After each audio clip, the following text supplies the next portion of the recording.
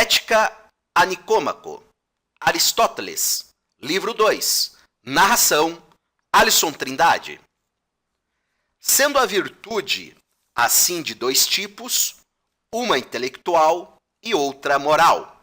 A virtude intelectual depende mais do ensino, quer em sua origem, quer em seu crescimento.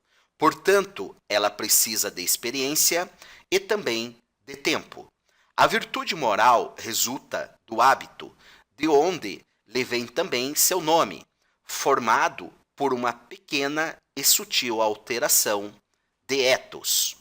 Por isso, é evidente que nenhuma das virtudes morais é gerada em nós por natureza, pois nenhuma das coisas que existe por natureza torna-se diferente pelo hábito, como a pedra, por exemplo, que se move por natureza para baixo, não se habituaria a mover-se para cima, nem se alguém 10.000 vezes habitue-se a jogá-la para cima. E nem se pode habituar a mover o fogo para baixo, e nem qualquer coisa, que de modo geral é por natureza, poderia habituar-se de modo diferente. Assim, nem é por natureza, nem contrariamente à natureza, que as virtudes são geradas em nós, mas é natural para nós recebê-las e nos aperfeiçoamos pelo hábito. Além disso, das coisas que nos são dadas por natureza, recebemos primeiramente as suas potências e depois passamos às ações, o que é precisamente manifesto em relação aos sentidos, pois não foi por ver muitas vezes ou ouvir muitas vezes que adquirimos os sentidos, mas, ao contrário, já os tínhamos antes de usá-los, e não após de ter feito uso deles é que os possuímos. Quanto às virtudes, ocorre o contrário. Tomamo-las por uma atividade, tal como também ocorre com as outras artes, pois as coisas que são necessárias aprender antes de fazê-las é fazendo que aprendemo-las, como, por exemplo, é construindo que os homens se tornam construtores, e é tocando a cítara que se tornam citaristas. Assim também é praticando as ações justas que nos tornamos justos, e as ações moderadas que nos tornamos moderados, e as ações corajosas que nos tornamos corajosos. Isto também é confirmado pelo que ocorre nas cidades, onde os legisladores tornam bons os cidadãos pelos hábitos que lhes incutem. E este é o desejo de todo legislador, mas falham em seu propósito aqueles que não o realizam bem. E nisto, uma boa constituição difere de uma má constituição. Além disso, toda virtude é gerada e destruída pelos mesmos princípios e pelos mesmos meios, e semelhantemente também a arte, pois é a partir de tocar a cítara que são gerados tanto os bons quanto os maus citaristas. De modo análogo, também para os construtores de casas e todas as demais artes, pois a partir do construir bem haverá bons construtores de casas, e a partir do construir mal, maus construtores. De fato, se não fosse assim, nem haveria necessidade um instrutor, mas todos viriam a ser bons ou maus. E é assim também em relação às virtudes, pois é pelas ações que praticamos nas relações com os homens que nos tornamos justos ou injustos, e é pelas ações que praticamos em situações de perigo e pelo hábito de temer ou ter coragem que nos tornamos uns corajosos, outros covardes. E é de modo semelhante também em relação aos desejos e aos impulsos. Alguns, de fato, se tornam temperantes e calmos, outros intemperantes e irascíveis, por comportarem-se nas mesmas situações, uns de um modo, outros de outro.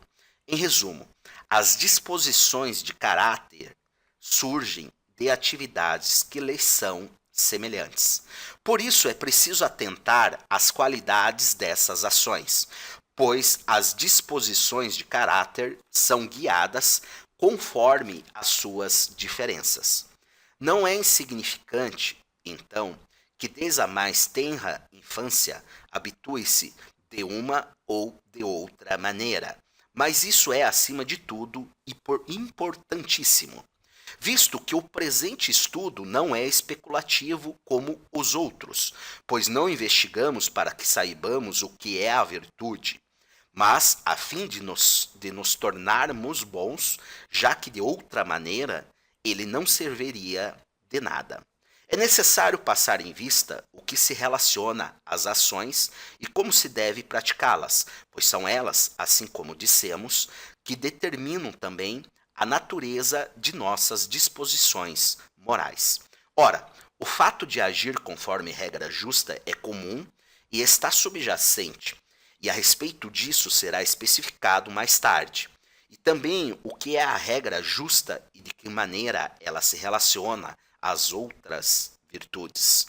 Mas, de antemão, concordemos com o seguinte: que para o estudo a respeito de tais práticas se manterá as generalidades e não se entrará em detalhes, e tal como dissemos no início, que as exigências dos estudos dependem da maneira que são tratadas. Ora, nas ações e nas coisas que convém, não existe nada de fixo, assim como em relação à saúde. E sendo de tal tipo a explicação, a dos casos particulares não tem a mesma exatidão, pois ela não pertence a nenhuma arte ou conjunto de preceitos, mas é preciso que os próprios praticantes examinem o que é oportuno fazer, assim como na medicina ou na arte da navegação. Mas, embora esse estudo seja apresentado de tal maneira, devemos nos esforçar em compreendê-lo. O que se deve passar em vista, primeiramente, é que as virtudes morais são, por natureza, destruídas pela falta e pelo excesso. Pois para as coisas imperceptíveis é preciso fazer uso de provas manifestas, assim como vemos no caso do vigor e da saúde. De fato, o vigor é perdido tanto pelo excesso como pela falta de exercícios, e semelhantemente, tanto a bebida quanto o alimento, sendo em grande ou pequena quantidade, destroem a saúde, uma vez que na devida proporção eles são produzidos, aumentados e conservados. Ocorre o mesmo, então, com relação à temperança, à coragem e às outras virtudes. Pois aquele que foge de tudo, que teme e não se mantém firme em nada, torna-se um covarde. E aquele que não teme completamente nada, mas segue adiante em tudo, torna-se audacioso. Semelhantemente também, aquele que se dá a todos os prazeres e não recusa nenhum, torna-se um homem intemperante. Assim como aquele que se priva de todos os prazeres, como um homem rústico, torna-se um tipo insensível. Assim, então, temperança e coragem são destruídas igualmente pelo excesso e pela falta, enquanto são conservadas pela justa medida. Mas não somente as causas e as fontes da geração e do crescimento das virtudes morais são as mesmas que presidem o seu perecimento, mas elas encontram o seu exercício nas mesmas ações. É efetivamente assim para as outras qualidades mais aparentes. Por exemplo, a força. Ela tem sua fonte na alimentação abundante e nas diversas fadigas que suporta. E é o homem forte o que é mais capaz de realizá-las. E é assim também no que diz respeito às virtudes. Nós nos tornamos temperantes ao abster-nos dos prazeres. E uma vez que nos tornamos capazes desta abstenção, é quando somos os mais capazes de praticar essa abstenção. E o mesmo se pode dizer da coragem, pois, habituando-nos a desprezar os perigos e a lhes fazer frente, nos tornamos corajosos, e uma vez que nos tornamos, somos mais capazes de afrontar os perigos. Por outro lado, devemos tomar por sinal distintivo de nossas disposições de caráter o prazer ou a dor, que acompanham as nossas ações.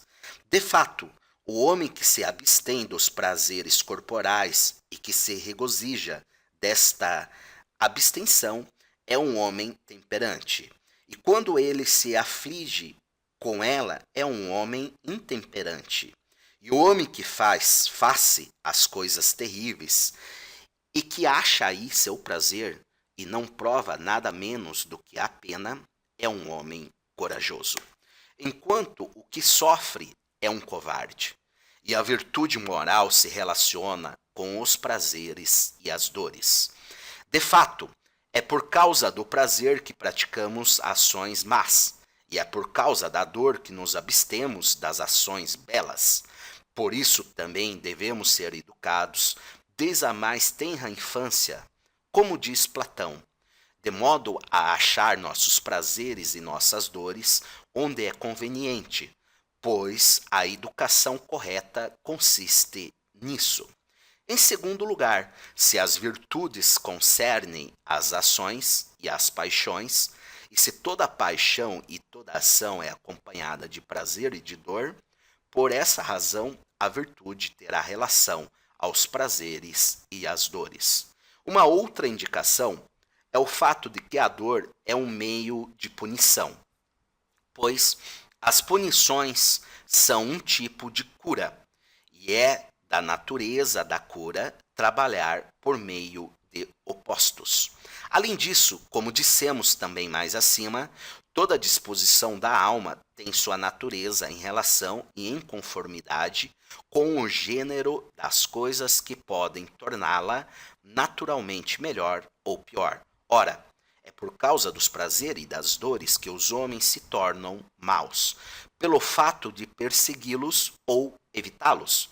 Quer trate-se de prazeres e de dores que não devem, ou no momento que não devem, ou da que maneira que não devem procurar ou fugir, ou segundo toda uma outra modalidade racionalmente determinada.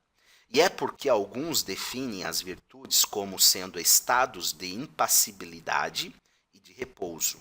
Mas existe aí um erro, devido ao que eles exprimem em termos absolutos, sem acrescentar da maneira que se deve, ou da maneira que não se deve, ou quando se deve, ou não se deve, e todos os outros que se pode acrescentar, que se estabeleça então que a virtude tende a agir da melhor maneira em vista dos prazeres e das dores, e que o vício faz todo o contrário. Nós podemos, em vista das considerações seguintes, esclarecer alguns pontos. Existem 3 objetos de escolha e 3 objetos de repulsa: o belo, o útil e o agradável, e seus 3 contrários: o vil, o inútil e o doloroso. A respeito de todos esses fatores, o homem bom pode ter uma conduta firme, e o homem mau, o contrário, principalmente em relação ao prazer, pois esse é comum ao homem e aos animais, e ele acompanha tudo o que depende de nossa escolha. Pois mesmo o belo e o útil parecem algo agradável. Por outro lado, desde a infância, O agradável e o doloroso cresceram com cada um de nós. E por isso é difícil livrar-se desses sentimentos, totalmente impregnados em nossa vida. Além disso, medimos nossas ações, uns mais, outros menos, pelo prazer e pela dor.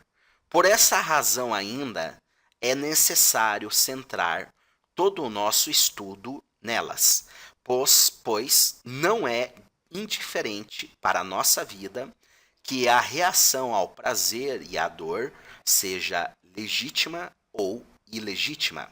Além disso, é mais difícil combater o prazer do que a dor, assim como dizia Heráclito, que tanto a virtude quanto a arte têm sempre por objeto o que é mais difícil, pois quanto mais difíceis, mais se tornam melhores. Por consequência, eis porque tanto os prazeres quanto as dores constituem o principal objeto tanto da virtude quanto da política. Pois se ela é usada bem, o homem será bom, e se usada mal, o homem será mau. É assim que a virtude se relaciona com os prazeres e com as dores, e que a partir daqueles atos que ela se origina, mas é acrescida e quando elas ocorrem de outro modo, destruída. Enfim, as ações das quais ela é resultante sejam as mesmas em que ela é exercida.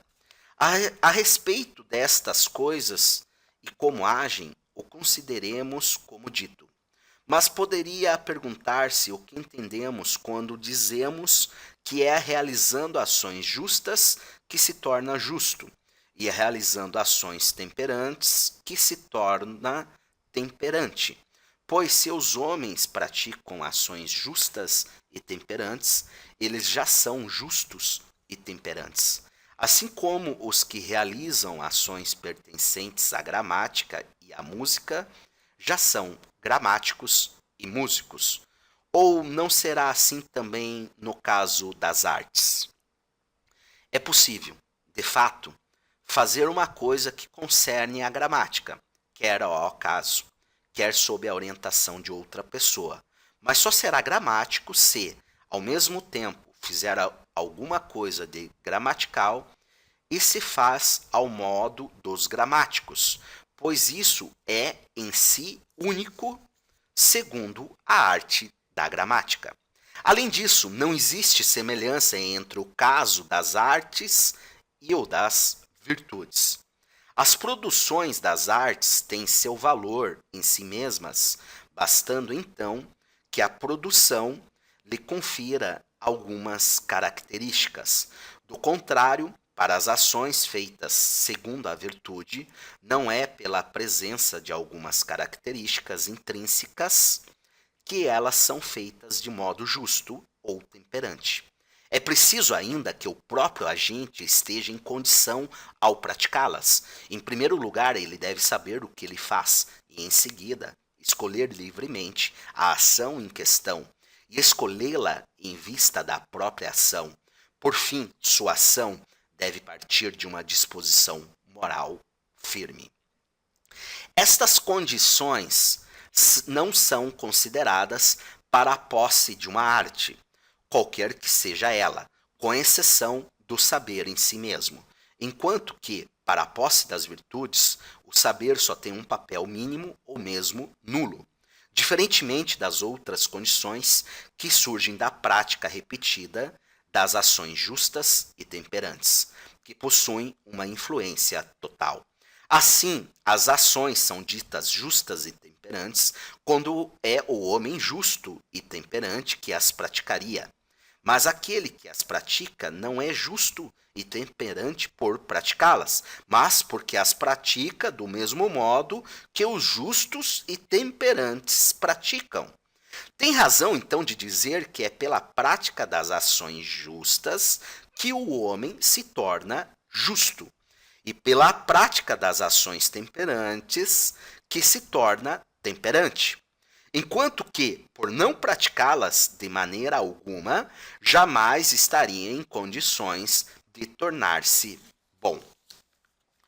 Mas a maioria dos homens não pratica estas ações. Eles se refugiam no domínio da discussão e pensam que agem assim como se fossem filósofos e que isso bastará para se tornarem bons. E desse modo, eles assemelham-se aos doentes que escutam seus médicos atentamente, mas não seguem nenhuma de suas prescrições.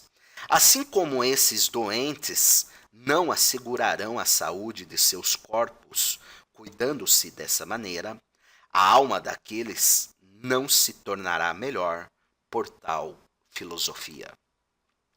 Depois disto, deve-se examinar o que é a virtude, já que existem 3 estados na alma: as paixões, as faculdades e as disposições.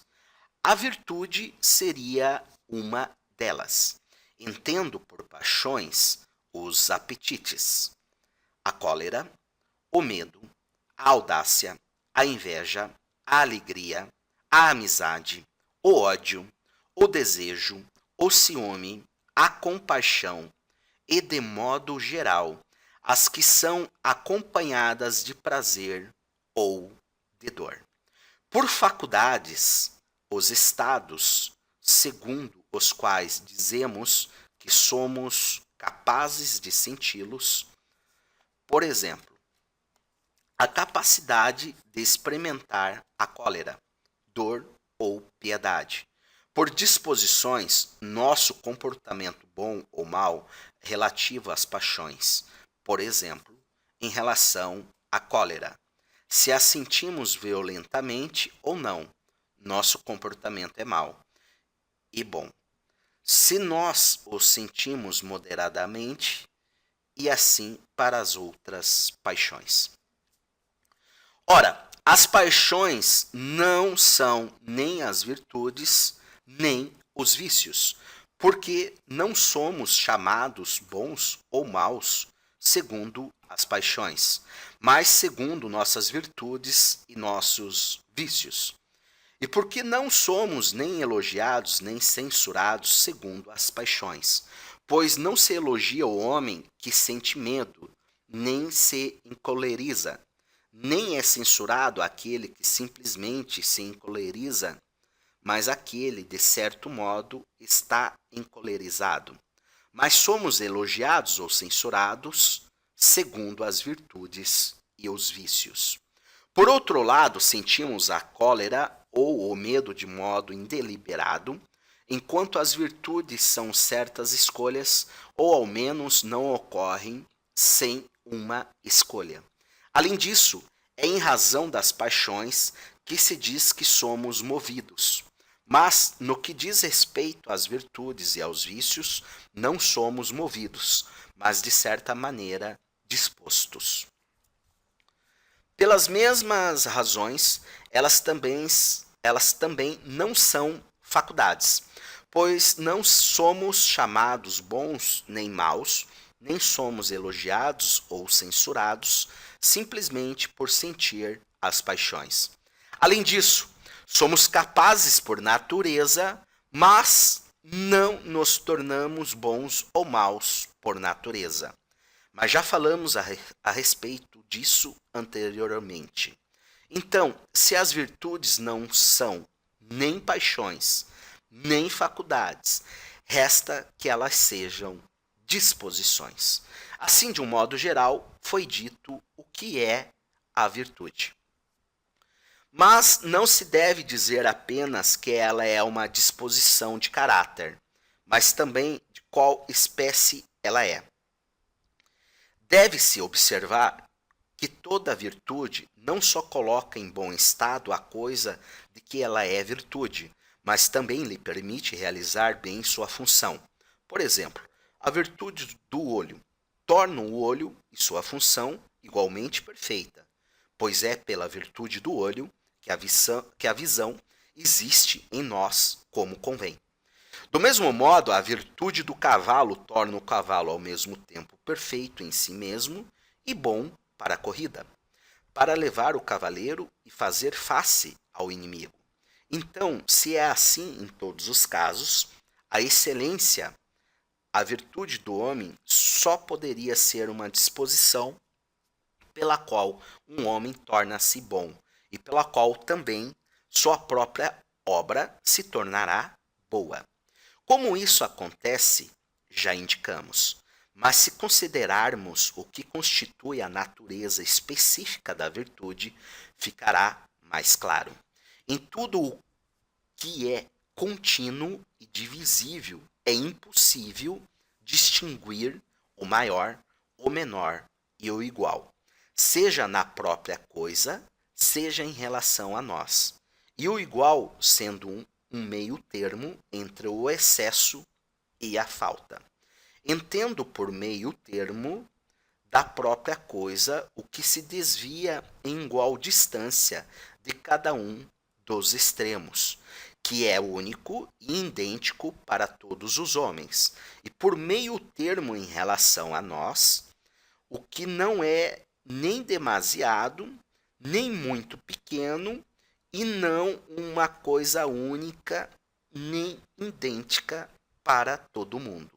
Por exemplo, se 10 é muito e 2 é pouco, 6 é o meio termo, pois ele excede e é excedido por uma quantidade igual, e é um meio termo estabelecido segundo a proporção aritmética.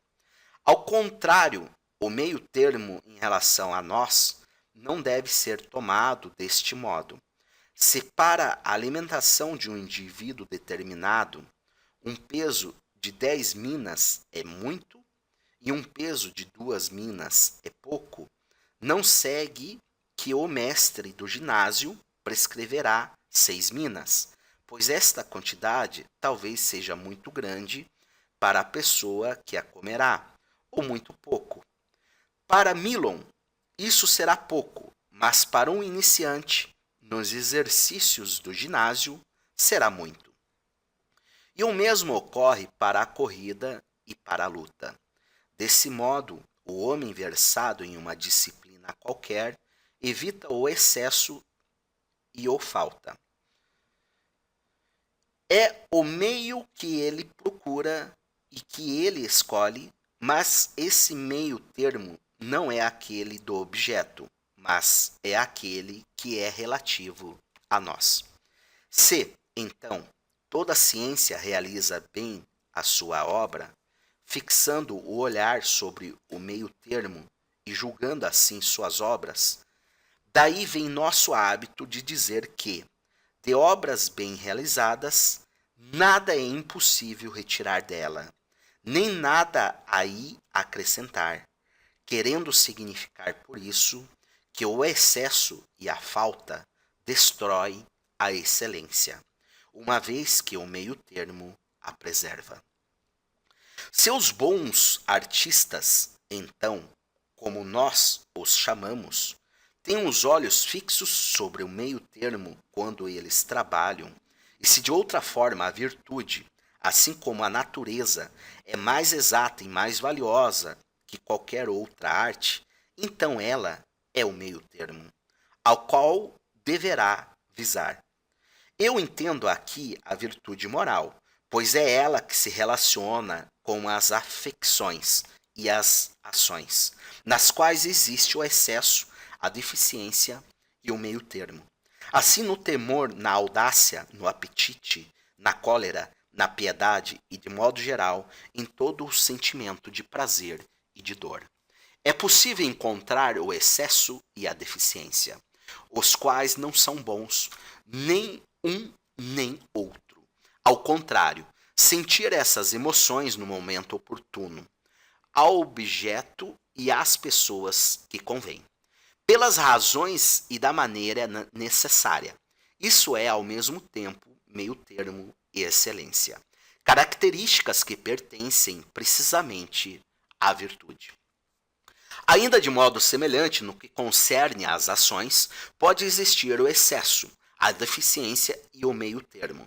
Ora, a virtude tem relação às afecções e às ações, nas quais o excesso é erro e a deficiência objeto da culpa.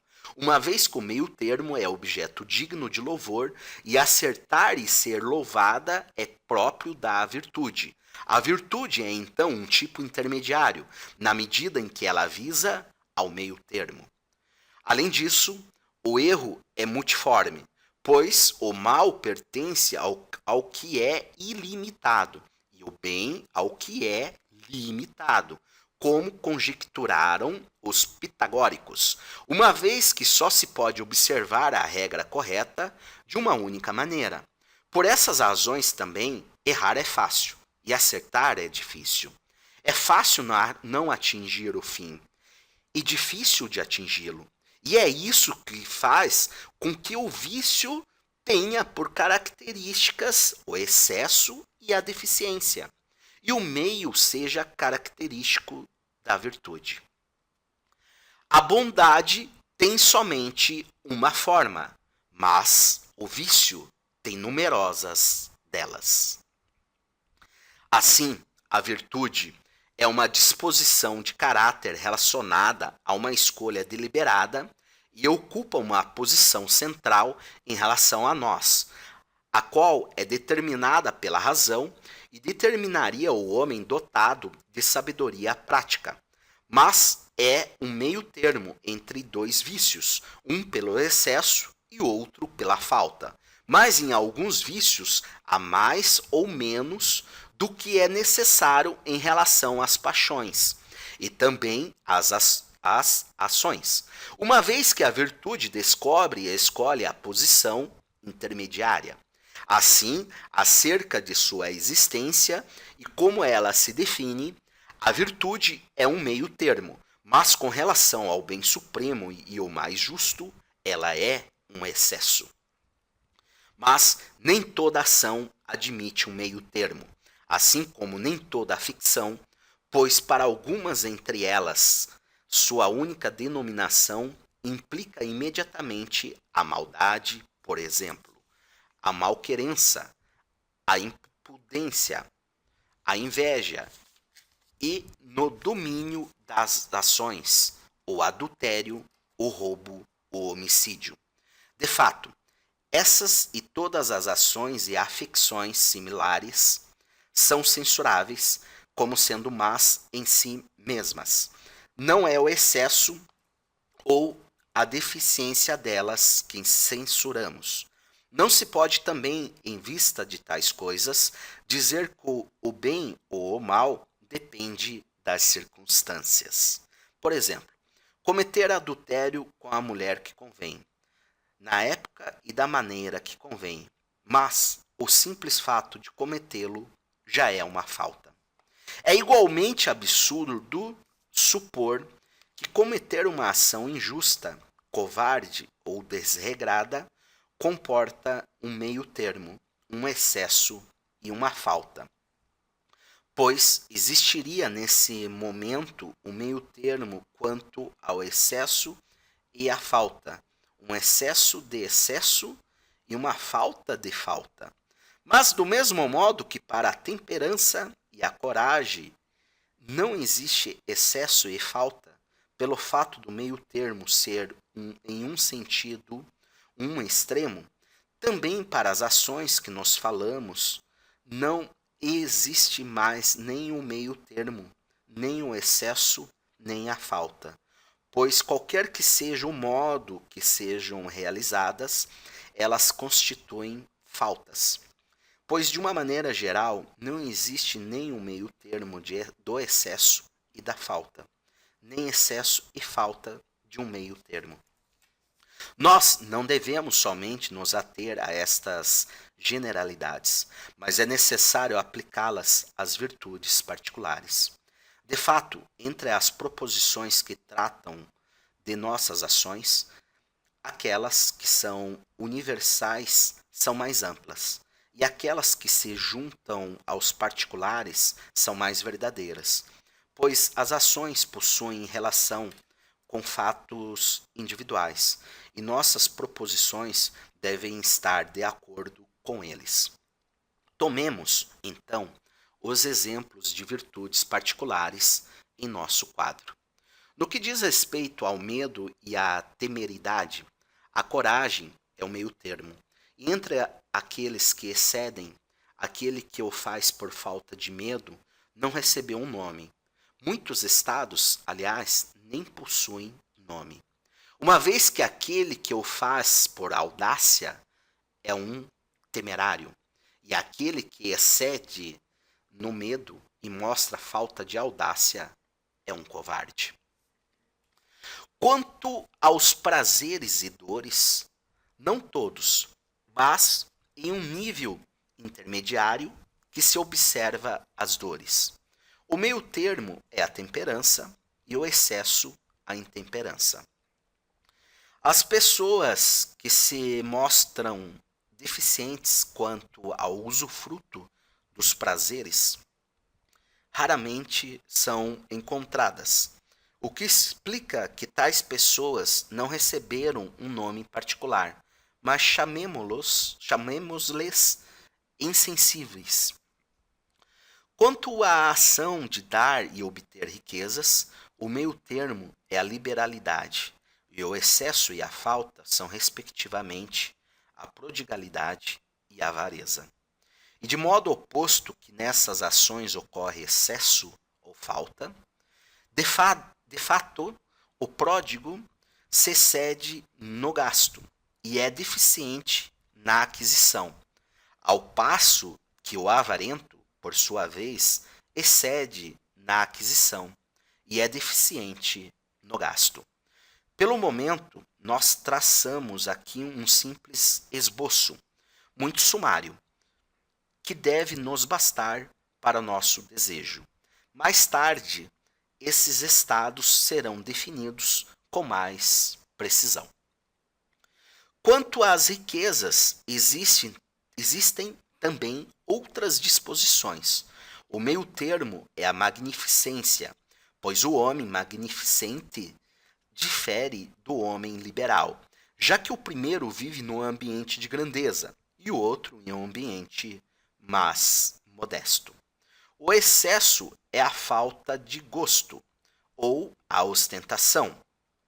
A deficiência é a mesquinharia. Esses vícios diferem dos estados opostos à liberalidade, e a maneira que eles diferem será indicada mais adiante. No que concerne à honra e à desonra, o meio termo é o orgulho. O excesso é nomeado como um tipo de pretensão e a deficiência uma baixeza da alma. E do mesmo modo que mostramos a liberalidade face à magnificência, diferindo desta última pela modicidade com a qual ela lida, pois há uma disposição que se assemelha ao orgulho, a qual se relaciona com grandes honras, enquanto esta qualidade em si se relaciona com honras menores. Pode-se então desejar honras menores do modo que é devido, mais do que é devido ou menos do que é devido. O homem que se entrega aos desejos excessivos é designado por ambicioso. E ao homem com desejos insuficientes, um homem sem ambição. E aquele que mantém a posição intermediária não recebeu denominação. Sem designações especiais, são também as disposições correspondentes, exceto aquela do ambicioso, que se chama ambição.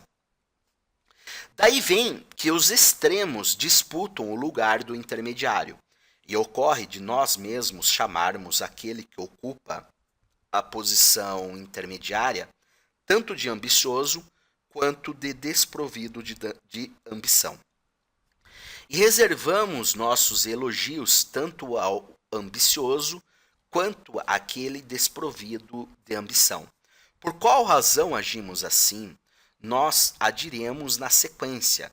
Por ora, falemos das demais disposições, seguindo os passos que indicamos. No que concerne à cólera, existe também o excesso, a deficiência e o meio termo. Esses estados são praticamente desprovidos de qualquer denominação. No entanto, visto que chamamos calmo aquele que ocupa a posição intermediária, podemos chamar também de calma ao meio termo. Para aqueles que são pontos extremos, irascível será aquele que se excede, e o vício que lhe corresponde, irascibilidade. E aquele que se encontra na deficiência será um tipo de ser indiferente, e seu vício será a indiferença. Existe ainda 3 outros meio-termos que possuem certa semelhança entre si, mas são diferentes uns dos outros. De fato, todos dizem respeito às relações dos homens com as palavras e as ações, mas diferem quanto à relação que um tem com o verdadeiro nas ações e nas palavras, e os outros dois quanto com o agradável. Destes, um relaciona-se ao divertimento e o outro às circunstâncias gerais da vida. Nós devemos, então, falar também destes diversos estados, a fim de melhor discernir que em todas as coisas o meio termo é digno de elogio, uma vez que os extremos não são nem corretos, nem louváveis, mas ao contrário, censuráveis. A maior parte destes estados não possuem ainda qualquer nome, e devemos, no entanto, tentar, assim como nos outros casos, forjar nós mesmos os nomes, para que nossa exposição seja mais clara e possa ser seguida facilmente. Quanto ao verdadeiro, a posição intermediária pode ser chamada verídica, e o meio termo, veracidade. O excesso pode ser chamado arrogância, e aquele que se caracteriza por tal hábito, arrogante. E a deficiência por reticência, e aquele que a pratica é reticente. Passemos à aprazibilidade no divertimento. E aquele que se encontra na posição intermediária é espirituoso, e ao meio termo chamamos espirituosidade.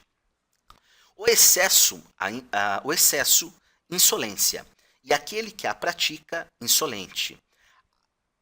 A deficiência, ao contrário, é um tipo de rústico, e seu estado é a rusticidade. Para o outro gênero de aprazibilidade, a saber, das relações agradáveis na vida, o homem que é agradável como é preciso é um homem amável, e o meio termo é a amabilidade. Aquele que se excede e não possui nenhum fim determinado é um diligente, e se é por sua vontade própria, um bajulador. E aquele que na deficiência é desagradável em todas as circunstâncias é um mal-humorado e um espírito desordeiro. Existem também meios termos nas paixões em tudo o que se relaciona a elas. De fato, a reserva não é uma virtude, e no entanto o homem reservado é elogiado, pois mesmo nesse domínio se diz de tal homem ter a posição intermediária, e outro cair no exceder-se, outro, enfim, se mostrar na deficiência. Aqueles que se excede, por exemplo, o homem tímido que se ruboriza por tudo. Por outro lado, aquele que se mostra por falta ou que não tem qualquer pudor é um impudico, e aquele que se observa, o meio termo, um homem reservado. Por outro lado, a justa indignação é um meio termo entre a inveja e a malquerença. E esses estados se relacionam à dor e ao prazer que surgem em nós por causa de tudo o que acontece ao próximo. O homem que se indigna se aflige com o infortúnio de alguém, o invejoso vai além e se aflige com todo o sucesso do outro. O malquerente, bem longe de afligir-se, vai até regozijar-se disso, mas nós teremos a ocasião de descrever a lures esses diversos estados. No que concerne à justiça, dado que o sentido desse termo não é simples, após ter descrito os outros estados, nós o dividiremos em duas espécies e indicaremos para cada uma delas como se constitui seu meio termo e trataremos paralelamente das virtudes intelectuais. Existem, assim, três espécies de disposições.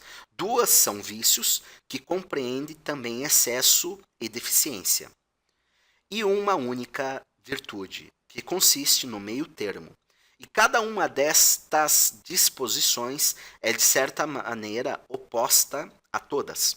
De fato, as disposições extremas são contrárias ao mesmo tempo, e as disposições intermediárias e uma a outra, e o meio termo é contrário às disposições extremas. Assim como o igual é maior em relação ao menor e o menor em relação ao maior, assim os estados médios estão em excesso em relação aos estados deficientes. E deficientes em relação aos estados excessivos, quer nas afecções, quer nas ações. De fato, o homem corajoso em relação ao covarde parece temerário, e em relação ao temerário, covarde. Da mesma maneira, o homem temperante parece voluptuoso em relação ao insensível, e o insensível em relação ao voluptuoso. Assim como o homem liberal em relação ao parcimonioso é um pródigo, e em relação ao pródigo, parcimonioso. Daí ocorre que os que estão nos extremos jogam os que estão no meio uns contra os outros, de modo que o covarde chama o corajoso de temerário, e o temerário o chama de covarde. Nos outros casos, a relação mantém-se a mesma. Essas diversas disposições, sendo assim opostas umas às outras, a contrariedade máxima é aquela dos extremos, um em relação ao outro, e não por relação ao com o meio termo, já que esses extremos estão mais afastados um do outro que do meio termo, assim como o grande está mais afastado do pequeno e o pequeno do grande, do que eles estão do meio termo. Por outro lado, existem extremos que apresentam certa semelhança com o meio termo. Por exemplo, no caso da temeridade, em relação à coragem, e da prodigalidade em relação à liberalidade. Contudo, é entre os extremos que a dissemelhança existe em seu mais alto grau. Aliás, as coisas que estão afastadas uma de outra são definidas como contrárias, e por consequência, as coisas que estão mais afastadas entre si são também as mais contrárias. Quanto ao meio termo, em certos casos, é a deficiência que lhe é mais contrária, e em outros, o excesso. Assim, para o corajoso, não é a temeridade que é um excesso, que é o mais oposto, mas a covardia, que é uma falta. Inversamente, para o temperante, não é a insensibilidade que é uma falta, que é o mais oposto, mas a intemperança, que é um excesso. Isto acontece por duas causas. A primeira vem da coisa em si, pelo fato de um dos extremos ser mais próximo e semelhante do meio termo. Não opomos esse extremo ao meio termo, mas seu contrário. Por exemplo, já que a temeridade parece ser mais semelhante e mais próxima à coragem, e a covardia mais diferente, é esta principalmente que contrapomos, pois as coisas que mais se afastam do meio termo parecem ser as mais contrárias. Essa é a causa que pertence à própria coisa. Existe outra, que vem de nós, pois as coisas geradas em nós por natureza parecem ser mais contrárias ao meio termo. Por exemplo, nós sentimos uma inclinação natural mais forte em direção aos prazeres. É por isso que somos mais inclinados à intemperância do que à moderação. Por isso, qualificamos mais contrários ao meio termo os extremos às quais somos mais inclinados. E é por essa razão que a intemperança, que é um excesso, é mais contrária à temperança. Assim, estabelecemos de modo suficiente que a virtude é o meio termo, e em qual sentido ela o é, a saber que ela é um meio termo entre dois vícios, um segundo o excesso e o outro segundo a falta, e que ela é um meio termo de tal tipo porque ela visa a posição intermediária nas paixões e nas ações. E por isso também é todo um trabalho ser virtuoso, pois em toda coisa é penoso encontrar o meio. Por exemplo, achar o centro de um círculo não é para todo mundo, mas somente para aquele que sabe. Assim, igualmente, qualquer um pode encolerizar-se, dar dinheiro e do mesmo ou gastar, já que isso é fácil. Mas fazer isso à pessoa que precisa, na medida e no momento conveniente, por um motivo e de uma maneira legítima, não é uma obra de qualquer um, nem sua execução é fácil. O que explica que o agir bem é ao mesmo tempo uma coisa rara, digna de elogio e bela. Também aquele que procura atingir o meio termo deve primeiramente afastar-se do que lhe é o mais contrário e seguir o conselho de Calipso. Naus, afastem-se do nevoeiro e do turbilhão. Pois de dois extremos, um é um erro mais sério do que o outro. Por consequência, dado que é extremamente difícil atingir o meio termo, nós devemos, como se diz, mudar de navegação e escolher o menor dos males. E a melhor maneira de fazer isso será aquela que indicamos. Mas devemos, em segundo lugar, considerar os erros para os quais nós mesmos nos deixamos levar, pois algumas pessoas são naturalmente levadas em direção a tais erros e outras em direção a outros. Reconheceremos pelo prazer e pela dor que nós experimentamos. Devemos nos esforçar para seguir através da direção oposta, pois é somente nos afastando das faltas que cometemos que alcançaremos a posição intermediária, como fazem aqueles que tentam endireitar varas tortas. Em todas as coisas, enfim, o que é agradável e prazeroso nelas é do que precisamos nos defender. Pois nessa questão não julgamos com imparcialidade. O que os anciãos do povo sentiam por Helena, devemos também senti-lo face ao prazer. Em todas as circunstâncias, aplicar as suas falas, repudiando assim o prazer, e seremos menos sujeitos a falhar. E se nós agirmos assim, para dizer em uma só palavra, nos encontraremos nas mais favoráveis condições de atingir o meio. Mas, sem dúvida, é uma tarefa difícil, sobretudo quando se passa nos casos particulares, pois quem poderá, de fato, determinar, por exemplo, de qual maneira, contra quais pessoas, por quais tipos de razões e durante quanto tempo devemos encolerizar-nos, já que nós mesmos fazemos elogios tanto àqueles que ficam aquém nesse assunto, que qualificamos de calmos, quanto àqueles que são de caráter colérico, a quem nomeamos pessoas viris. No entanto, aquele que se desvia ligeiramente da bondade, quer seja pelo excesso, quer seja pela deficiência, ele não é censurável, mas somente censuramos aquele cujos desvios são bastante consideráveis, pois este não passa despercebido.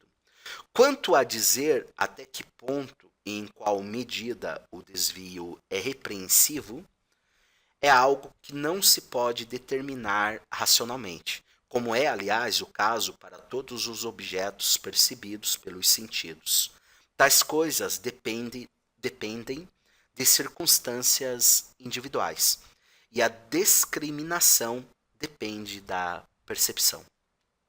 Mas disso já dissemos o suficiente, a fim de mostrar, em todos os casos, que o meio-termo é digno de louvor, mas devemos, às vezes, inclinar-nos tanto em direção do excesso quanto em direção da deficiência, já que é deste modo que atingiremos com mais facilidade o meio-termo e o bem.